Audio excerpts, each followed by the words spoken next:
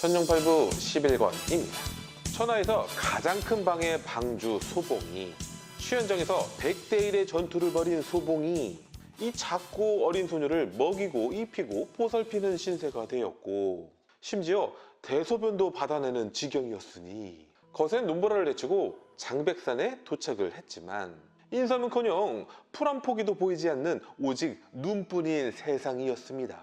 식량도 떨어진 지 오래.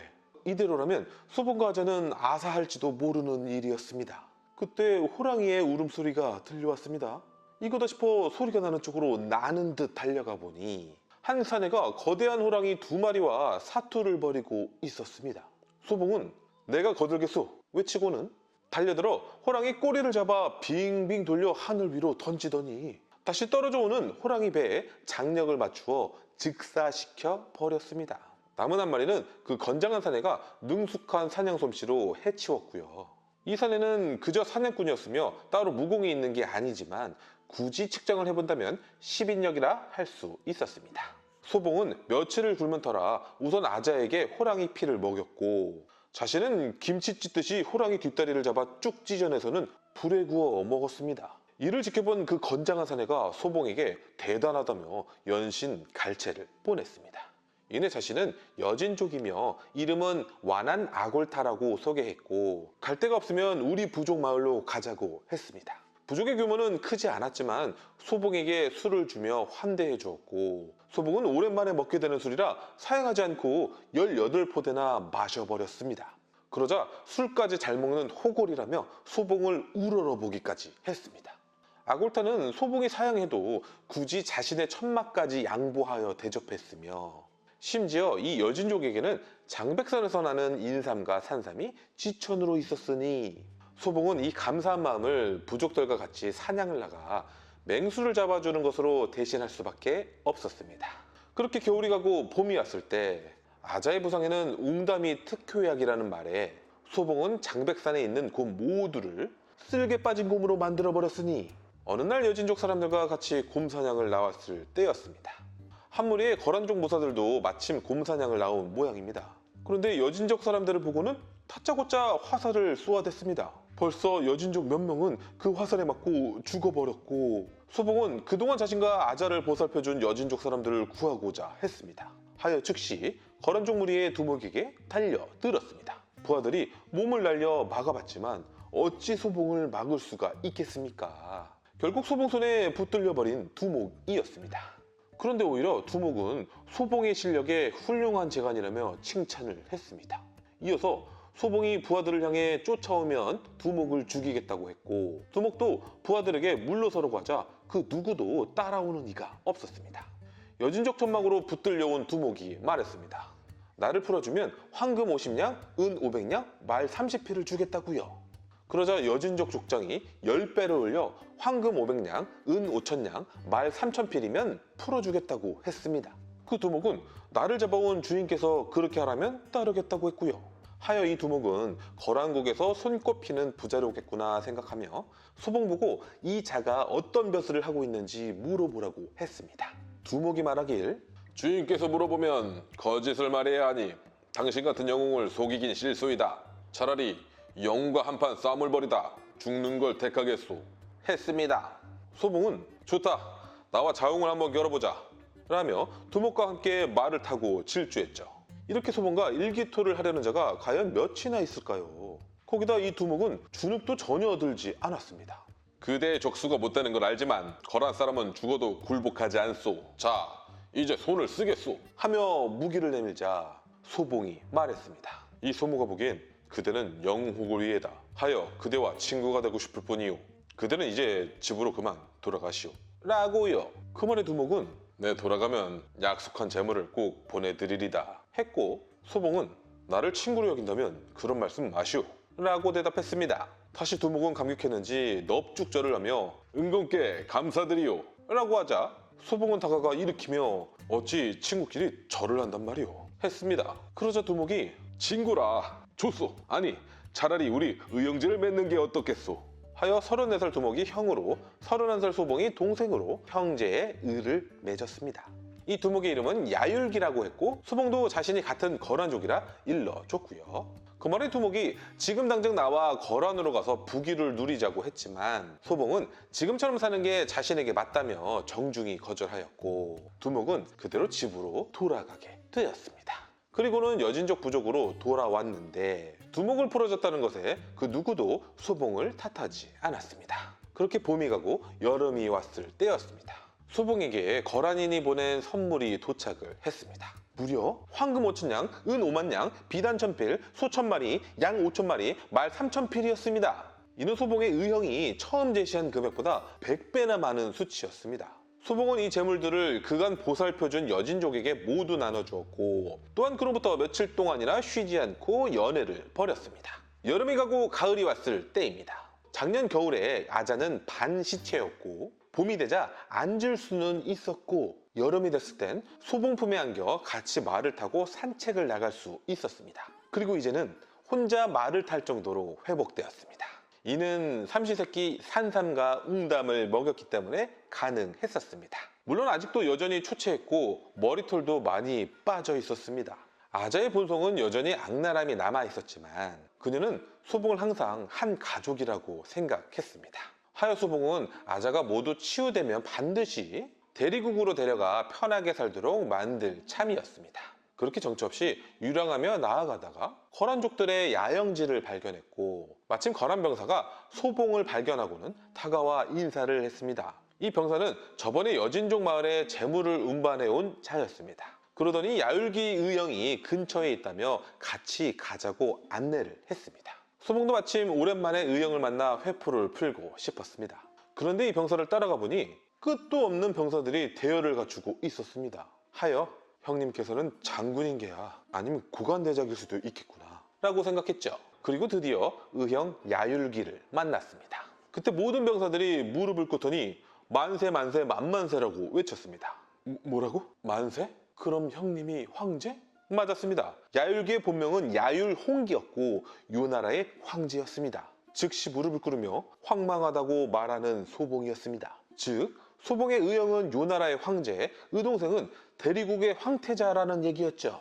야율홍기는 소봉을 일으키며 오늘만큼은 의형제사이니 내일부터 예를 지키도록 하세 했습니다. 이내 연애가 벌어졌는데 소봉이 술을 50잔이나 마셔버렸으니 야율홍기는 부하들 앞에서 내 동생 부심을 부리게 되어 절로 흐뭇해져 말했습니다. 형제, 그대에게 벼슬을 내려야겠네. 형님, 저는 지금 생활이 좋사옵니다. 그냥 술만 마시는 대간자리라도 맡아주시게. 그때 흥을 깨는 나팔 소리가 들려왔습니다. 천마가 모든 사람들은 크게 놀라며 자리에서 벌떡 일어났습니다. 하여 일제히 모든 사람이 집결하였는데 병사의 수가 무려 10만이나 되었습니다. 알고 보니 야율홍기가 수도를 비운 사이 반란이 일어난 것이었습니다. 그것도 서열 2위 황태숙과 서열 3위 남원대왕이 공모하여 일으켰으니 반란군을 제압하려 출정에 나섰지만 야율홍기의 표정이 좋지 않았습니다. 곧 적들과 대치하게 되었을 때 문제를 확인할 수 있었습니다. 야율홍기는 10만의 병력이었고 반란군은 50만의 병력이었습니다. 더군다나 반란군은 야율홍기 병사들의 가족들을 잡아와 협박과 회유의 책략을 써댔으니 그러자 밤새 2만 병사가 탈영해서 이제 10만에서 8만만 남았습니다. 야율홍기가 소봉에게 말했습니다. 형제에게 부귀영화를 누리게 해주려고 했으나 이 형의 면목이 없네. 형제는 천하무적이니 밤에 몰래 빠져나가 살아남도록 하시게. 그러더니 군주는 욕을 당할 수 없다며 자결을 하려고 칼을 꺼내 목을 그을 참이었습니다. 소봉이 재빨리 무공을 사용하여 칼을 쳐내서 의형을 살리더니 갑자기 활을 들고 적진으로 말을 향하게 하지 뭡니까? 이제부터 소봉과 50만 병력의 전투가 시작되었으니 물론 소봉의 무공은 800인력, 즉 800명밖에 상대할 수 없었습니다. 하여 말배 아래에 매달려 적진으로 들어갔습니다. 반란군은 혼자 뛰쳐나온 말이겠거니 여기고 있었습니다. 말이 반란군 우두머리 가까이에 도착했을 때 소봉은 몸을 일으켜 화살을 날렸고 그대로 서열삼이 남원대왕의 가슴이 관통되어 버렸습니다. 반란군은 일제히 수만 발의 화살을 소봉에게 쏘았고 소봉은 다 막아낼 수 없어 번쩍 뛰어올랐습니다. 그러자 타고 온 말은 그야말로 고슴도치가 되어버리고 말았죠. 이참에 소봉은 서열 2위도 잡아가야겠다 싶었습니다. 헌데 적들이 끝도 없이 달려들었으니 그럼 꺼내야 했습니다. 바로 강룡 18장을 말이죠. 유행이었을지도 모릅니다. 소봉은 적들이 서열 2위 앞에 세워놓은 수백 개의 방패의 벽을 발판 삼아 팔바토는 번쩍 뛰어올라 서열 2위 쪽으로 날아들었습니다. 결국 서열 2위마저 소봉에게 사로잡혔고 소봉은 진기를 끌어올려 50만 병사를 압도하는 소리를 내질렀습니다. 투항하는 자에게는 죄를 묻지 않겠다. 모두 무기를 내려놓아라. 라고요. 서열 2위에게도 같은 명을 내리게 했더니 그러자 50만 병사가 모두 무기를 내려놓고 투항을 하게 되었습니다. 소봉은 서열 2위를 데리고 야율 홍기에게 돌아갔고 야율 홍기는 기뻐하며 소봉의 두 손을 잡고 말했습니다. 모두 형제의 공일세. 이제부터 강산을 형제와 나누도록 하겠네. 하여 모든 사람에게 공표를 했습니다. 소봉은 이제부터 남쪽을 다스리는 서열 3위 남원대왕이라고 말이죠. 소봉이 읍을 하며 명을 거두어 달라고 하자 형제여, 관직이 낮다고 거절한다면 이제 이 황제 자리를 줄 수밖에 없다네. 하여 어쩔 수 없이 무릎을 꿇고 성지를 받들게 되었습니다. 이로써 거지들의 왕초나 하던 자가 한 나라의 대왕까지 돼버린 인생 역전 드라마가 쓰여졌습니다. 물론 이 당시 개방은 영치궁 그리고 소림사와 같은 지존급 문파였지만요. 이것이야말로 금이환영이라 할 수 있었습니다. 가는 곳마다 소봉을 보며 남원대왕 만세라고 불러댔으니까요. 아자도 형부가 너무나도 자랑스러웠고요. 사흘 동안이나 소봉의 축하 연회가 벌어졌고 모두가 즐거운 시간을 보냈습니다. 며칠 뒤 야율홍기가 소봉을 불러내 말했습니다. 우리 요 나라는 중원을 토벌해야 한다고 말이죠. 즉 송나라, 대리국, 토번국, 서하국 모두를 멸망시켜야 한다는 것이었죠. 소봉은 그 어느 때보다 마음이 찹찹했습니다. 송나라는 고향이었으며 대리국에는 단해가 있었으니까요. 하여 결심을 했습니다. 반년 정도 남원대왕 노릇을 하다가 사직을 하겠다고요. 만약 허락을 안 해주더라도 도망쳐버리면 그만이다 라고 말이죠.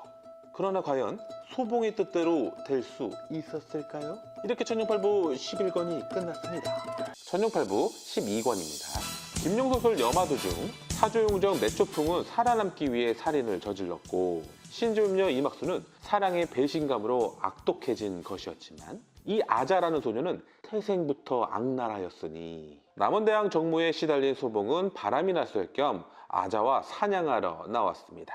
아자는 이때까지 다 회복되지 않아 활시위를 당길 힘도 없었고요. 이때 한 무리의 송나라 포로들이 끌려오고 있었으니 그 포로 중 어리숙한 한 청년이 아자를 보고는 세상에 저리 아름다운 여인이 있을까 하며 즉시 사랑에 빠졌습니다. 저 역시 금사빠 실력만큼은 강호에서 따라올 자가 없었죠. 이 포로들은 거란 병사들이 송나라에서 잡아온 것이었는데 병사들이 하는 말이 소봉에게 바치는 선물이라 했습니다. 포로들 역시 대왕님 살려주십시오라며 애걸하고 있었고요. 그런데 그 어리숙한 청년은 소봉을 보고도 뻣뻣이 서 있지 뭡니까? 소봉은 여전히 송나라의 그리움과 연민이 남아 있었습니다. 하여 그 청년에게 자네는 어디서 왔는가 하고 물었습니다.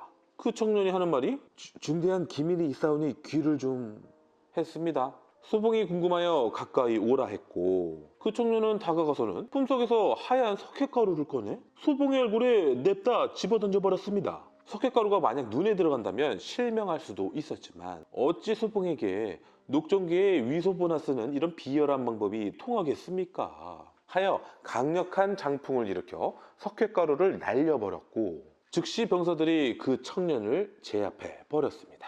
소봉이 다시 그 청년에게 자네는 나를 아는가? 물었더니 청년은 취현장에서 소봉이 죽인 유씨 형제의 자식 유탄지라고 했으며 또 복수를 성공하지 못해 한탄스럽다고 했습니다. 그날 최현장에서는 소봉이 많은 강호인을 죽이긴 했지만 생사가 오고 가는 현장이었기에 어쩔 수 없었던 일이었죠.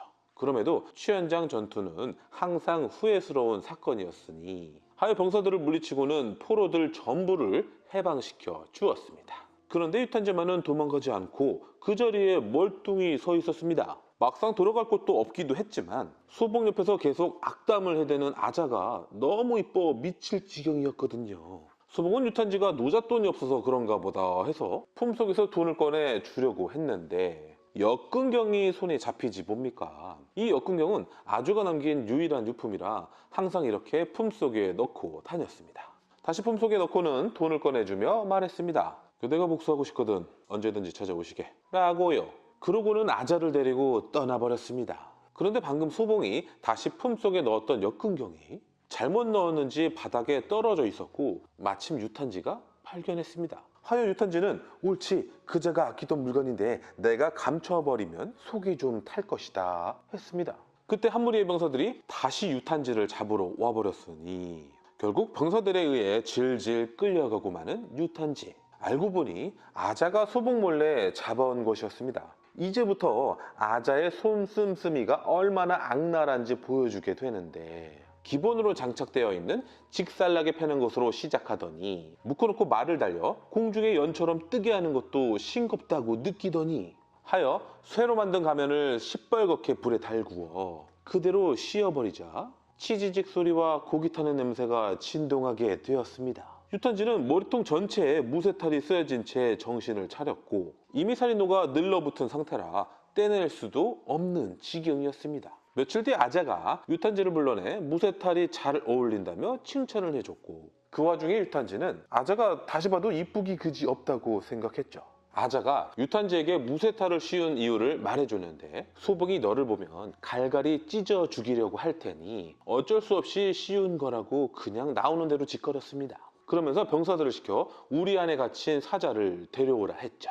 다시 아자가 그러니 이제 너의 충성심을 보여줄 차례다라며 철장 사이로 유탄지의 머리통을 집어넣으라고 했습니다. 유탄지는 이토록 아름다운 아자에게 나의 충성심이라도 보여줘야겠다 싶었고 단번에 철장 안으로 머리통을 드밀었습니다. 당연히 사자는 머리통을 콱 물어버렸고 말이죠. 우직근거리며 무쇠탈에 이빨 자국이 나긴 했지만 사자의 치약력으로도 무쇠탈을 뚫을 수가 없었으니 그러자 재밌다고 깔깔대며 박수치는 아자였습니다. 마침 소봉이 다가와서 유탄지를 보고는 누군데 이러고 있냐고 물었고 아자는 형부가 이자의 무쇠탈을 벗겨내면 알 수 있을 거라 했습니다. 그 말에 유탄지는 혼비백산하며 벌벌 떨었습니다. 자칫하다 얼굴 가죽이 무쇠탈과 같이 딸려 나올 수 있었기 때문이었죠. 소봉은 유탄지가 잔뜩 겁먹은 모습을 보자 저리 겁을 먹고 있는데 그럴 필요가 있겠느냐 하고 말았습니다. 그러면서 이런 짓 좀 그만하라며 혼내고는 가버렸고요. 하여 아자는 기본 패시브 채찍질을 꺼내 유탄지에게 화풀이를 했습니다. 무려 50대나 말이죠. 그로부터 한 달 뒤에나 거동할 수 있었던 유탄지는 이제 고된 노역을 하는 곳으로 끌려가 노예의 삶으로 전락되었습니다. 하여 거란족한테는 노예라서 맞았고 같은 송나라 노예들한테는 괴상하게 생겼다고 맞았습니다. 마침 이곳을 지나가던 아자가 그런 유탄지를 보고는 말했습니다. 어라? 너 아직도 안 죽었니? 라고요. 그러면서 잘됐다며 자신을 따라오라고 했습니다.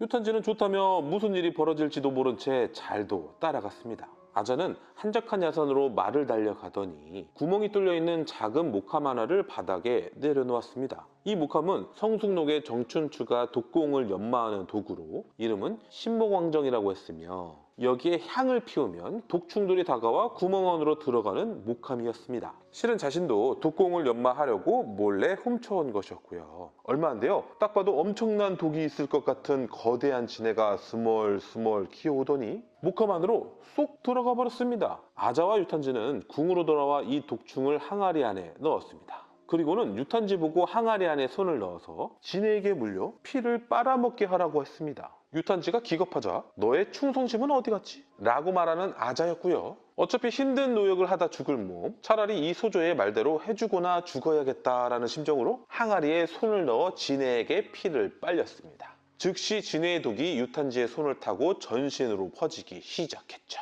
아자는 그 지네를 목함 안에 다시 넣어서 즙을 짜냈고 그 즙을 손바닥에 받아 운공을 하니 즙이 손바닥에 전부 흡수되었습니다. 그렇게 독공을 연마하고는 유탄지를 버려둔 채 밖으로 나가버렸습니다. 어느새 독이 전부 퍼져버린 유탄지는 온몸에 극심한 가려움이 밀려왔습니다.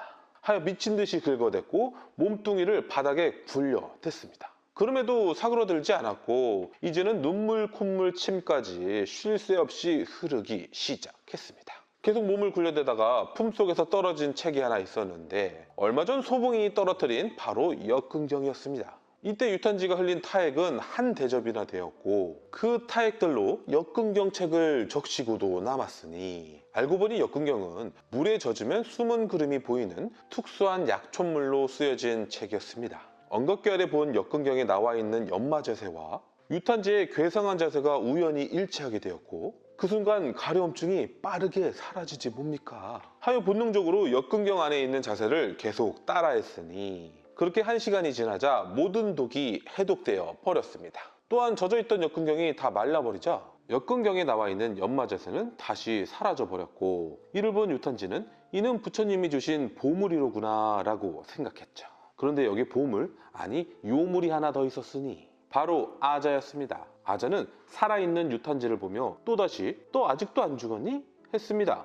하여 이때부터 유탄지를 데리고 계속 독공을 연마하였으니 덕분에 유탄지도 역근경의 자세를 따라하며 계속 연마할 수 있었고 말이죠. 하지만 역근경도 해독하지 못하는 독충이 나타나고 말았습니다. 이름하여 빙잠. 그냥 작고 하얀색 누에처럼 생겼지만 이 누에는 냉기를 발산하여 몸에 닿는 모든 것을 얼려버렸습니다. 심지어 빙잠은 약간의 지능도 있어서 아자의 목함 안으로 들어가지 않고 오히려 도망쳐 버렸습니다. 즉시 아자는 유탄지에게 빙잠을 잡아오라고 명령을 내렸고요. 다행히 빙잠이 지나간 길에는 냉기의 흔적이 남게 되어 쫓아갈 수 있었습니다. 그나저나 유탄지는 뭐가 좋다고 이리 열심히 쫓아가는 걸까요? 빙잠을 잡아오면 자신이 또 물리게 될 텐데 말이죠. 찾아가 보니 한 땡중이 빙잠을 노란 선으로 그려진 원 안에 가두고 있었고 땡중이 혼자 하는 얘기를 들어보니 빙잠을 곤륜산에서 데려온 모양이었습니다. 배고팠던 땡중이 잠깐 자리를 비우게 되었고 그 사이 유탄지는 호리병을 가져와 주둥이를 노란 선 안으로 내밀었는데 빙잠은 순식간에 호리병 안으로 쏙 들어가 버렸습니다.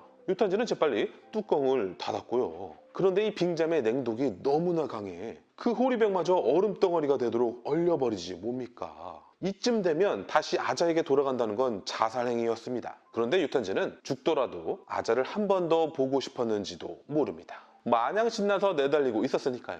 입에서는 야호 소리를 내면서 말이죠. 하여 아자의 수련실로 돌아와 빙잠을 항아리에 넣었고 이내 어서 손을 넣어 빙잠한테 피를 빨리라고 말하는 아자였습니다. 이때 저였다면 네가 넣어봐 했겠지만 유탄지는 달랐습니다. 그저 대신 소조께서 이 유탄지를 꼭 기억해 주십시오 라고 말하고는 항아리 안으로 손을 집어넣고 있었습니다. 이렇게 천룡팔부 12권이 끝났습니다. 천룡팔부 13, 14, 15권입니다.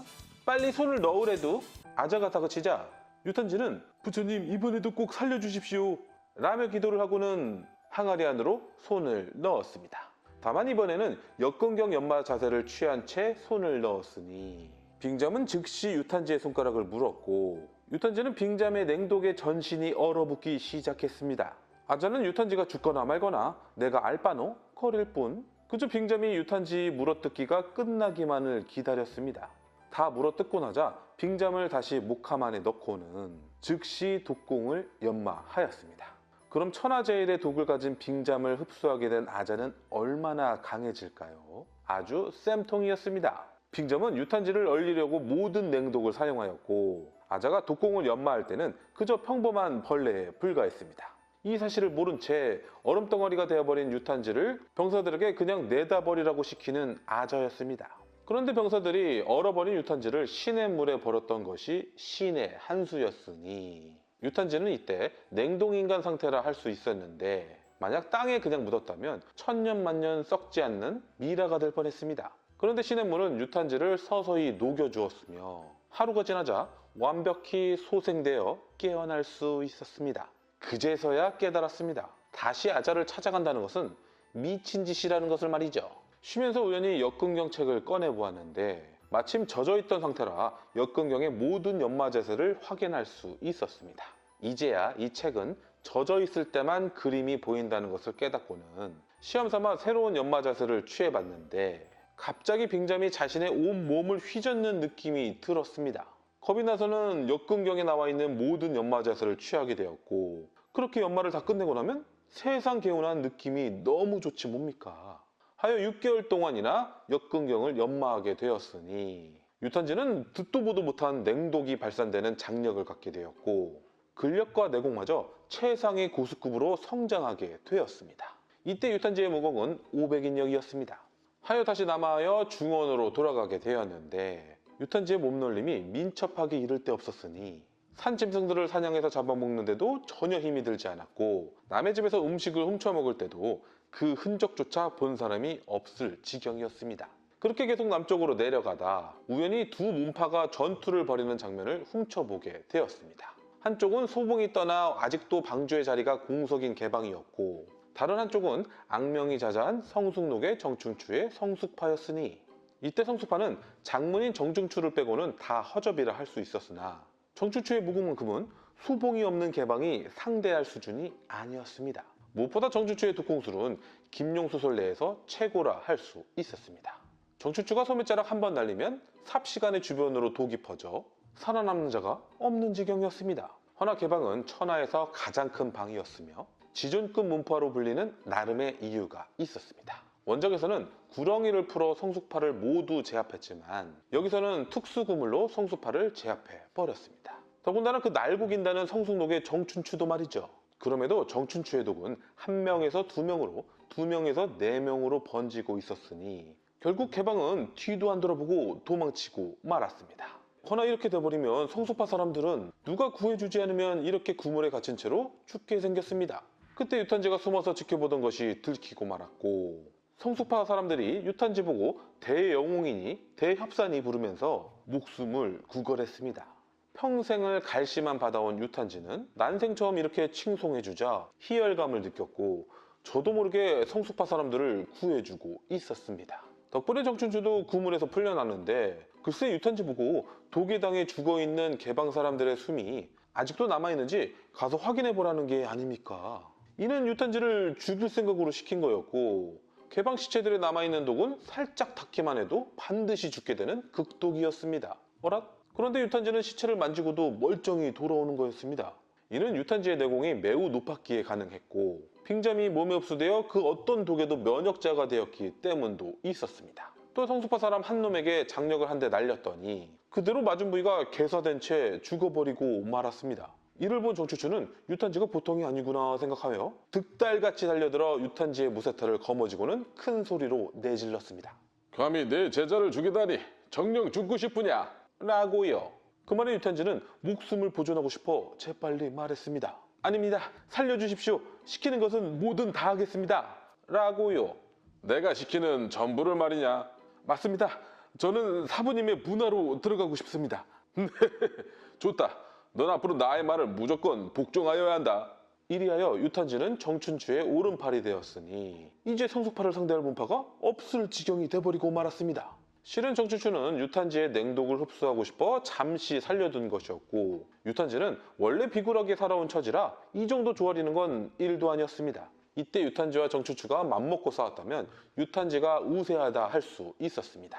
무공의 수치는 유탄지 500인력, 정춘추 500인력으로 같았지만 유탄지에게는 정춘추의 그 어떤 독공도 전혀 통하지 않았으니 말이죠. 이제 정춘추와 유탄지는 총변 선생이 개최하는 바둑대회로 찾아가게 됩니다. 정춘추와 총변 선생은 원수지간이라 곧 큰 싸움이 벌어질 것이었죠. 한편 여기 25세쯤 되는 꽤나 못생긴 스님이 한 명 있었습니다. 이름은 허죽이라 했으며 소림사에서 개최하는 영웅대첩의 초대장을 강호인들에게 돌리고 있었습니다. 하여 바둑대회에 가면 더 많은 강호인들을 만날 수 있을 것 같아 행선지를 바둑대회로 향했습니다. 바둑대회 가보니 주최자 총변선생 소송화가 있었고 소송화의 7명의 제자들도 같이 있었습니다. 또 오랜만에 등장하는 단해와 대리국 4대 호위 무사들 그리고 성숙파의 정춘추와 유탄지도 모습을 보였습니다. 이어서 드디어 처음으로 등장하는 모용복 그리고 모용복만을 미치도록 사모하는 왕언 또 모용복의 4대 부하들도 참석했습니다. 또한 이제 빠지면 섭섭한 느낌이 들 것 같은 4대 악인 전원도 참석했고요. 그 밖에도 영웅대첩 초대장을 주기 위해 좀 전에 그 허죽이란 스님도 도착했고 소림사 스님들도 대거 도착을 했습니다. 바둑대회는 개최자 총변선생 소송화가 미리 만들어 놓은 바둑의 진을 풀기만 하면 되는 간단한 방식이었고 승자에게 큰 선물을 주겠다고 했습니다. 그러나 진농으로 불리는 이 바둑의 진을 지금껏 수십 년간 그 누구도 깨트린 자가 없었으니 마침 단해의 바둑 실력은 국수급이었으며 이제껏 거의 접은 적이 없는 지경이었습니다. 하여 진농을 한번 깨보겠다고 앞으로 나섰습니다. 총병선생도 단해같이 잘생긴 청년이 이 진농을 깨주길 바랬고요. 그러나 진농은 바둑 실력이 아무리 높다 해도 깨트릴 수 있는 것이 아니었습니다. 진을 보고 있자면 사람마다의 번뇌가 머릿속을 잠식해 갔으며 점차 빠져들게 되면 환영까지 보이게 되는 지경이었습니다. 다혜 같은 경우는 그가 만났던 여인들이 보이기 시작했습니다.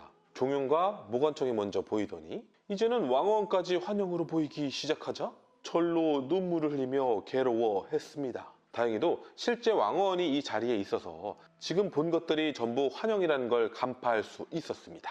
하여 다혜는 패배를 바로 인정하며 자리에서 일어났습니다. 그 다음은 모용복이 진농을 깨보겠다고 자리에 앉았습니다. 허나 모용복은 다혜보다 훨씬 크고 무거운 번뇌가 있는 자였으니 연나라를 다시 세우기 위해 다짐하고 노력했던 모든 행적들이 떠올랐고 결국 그 무엇 하나 이룰 수 없게 되었다는 환영이 보이기 시작하자 엄청난 자괴감과 절망의 늪으로 빠져들고 있었습니다. 이내 칼을 빼들었고 그대로 목을 베어가고 있었습니다. 너무나 급박한 상황이라 다혜가 본능적으로 손을 내밀었는데 다행히도 육맥신검 검기가 발사되어 모용복의 검을 간신히 쳐낼 수가 있었습니다. 만약 다혜가 없었다면 모용복은 이 자리에서 살아남지 못했으리 하여 깊은 흡을 하며 다혜에게 감사의 뜻을 전하는 모용복이었습니다. 또다시 진농을 깨겠다고 나선 이가 있었습니다. 바로 4대 악인 첫째 단연경이었습니다. 범죄도시 초롱이 마냥 처맞기 전까지는 자신만만한 법이죠. 하지만 단연경도 금세 환영이 떠오르기 시작했고 끝내 과거의 아픔들이 정신을 지배하게 되자 마찬가지로 자결을 하려 했습니다. 그런데 그 순간 이 바둑판 위로 누군가 불쑥 바둑알 하나를 내려놓는 게 아니겠습니까? 이건 훈수도 아닌 것이 거의 깽판이라 할 수 있었습니다. 하여 누군가 하고 봤더니 영우대첩 초대장을 돌리러 온 못생긴 그 허죽이라는 스님이었습니다. 허죽은 단연경이 자결하려 하자 급한 마음에 사람 하나 살리겠다고 정말 말도 안 되는 위치에 바둑알을 그냥 내려놓은 것이었습니다. 이에 몹시 화가 난 총변 선생이 허죽에게 말하길 이제부터 그럼 당신이 이 바둑을 이어서 두시오. 했습니다. 허죽은 생긴 것도 못생겼고 쓸만한 다른 재주도 없는 형편이었습니다. 당연히 바둑도 한 번도 두어본 적이 없었고 말이죠. 이에 사양해봤지만 총변 선생은 허죽을 용서해주지 않을 생각이었습니다. 하여 어쩔 수 없이 허죽은 바둑을 이어서 두게 되었는데 누군가 복화술로 허죽에게 훈수를 해주는 게 아니겠습니까? 그 훈수쟁이는 바로 단연경이었습니다. 좀 전에 자신의 목숨을 살려준 것에 보답이라 할 수 있었습니다. 그렇게 한 점 한 점 두기 시작했고 슬슬 진농이 깨져가고 있었습니다. 실은 아까 허죽이 아무 곳에나 둔 그 한 점이 승부처였고 이후 단연경의 복화술 훈수질로 결국 진농이 깨져버리고 말았습니다. 그러자 총병 선생은 축하한다면서 허죽을 집 안으로 안내했습니다. 그때까지 잠자코 지켜보던 성숙록의 정주추가 허죽에게 본판은 죽놈 따위가 들어갈 곳이 아니다. 라며 득달같이 달려들었습니다. 옆에 있던 총병 선생이 정춘추의 장력을 맞받아치며 막아주었고 두 개의 강력한 장력이 부딪히자 그 힘의 여파로 허죽의 몸은 집 안으로 밀려 들어가고 있었습니다. 과연 이 집안에는 무엇이 기다리고 있을까요? 이렇게 천년팔부 13, 14, 15권이 끝났습니다.